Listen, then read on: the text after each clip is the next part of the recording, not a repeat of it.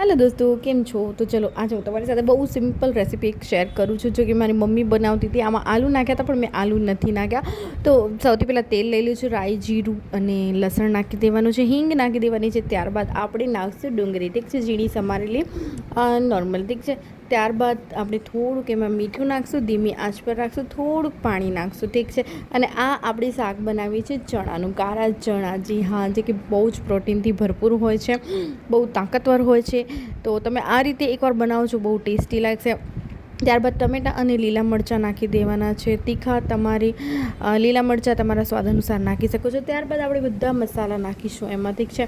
बधा मसाला नाखी अने एकने एकदम हलावी नाखवानुं छे अने 1 मिनिट माटे एने पकावा देवानुं छे। त्यारबाद आपणे आपणा चणा नाखीशुं, जो कि थोड़ुंक रसावाळुं करशुं एटले बहु टेस्टी लागशे। आमां તમે ઈચ્છો તો બાફેલા બટેકા બી નાખી શકો છો। મારી મમ્મી નાખતી હતી પણ મારા ઘરમાં લોકોને બહુ નથી પસંદ બટેકાવાળું, એટલે હું આ ડુંગળીવાળું બનાવું છું, ઠીક છે।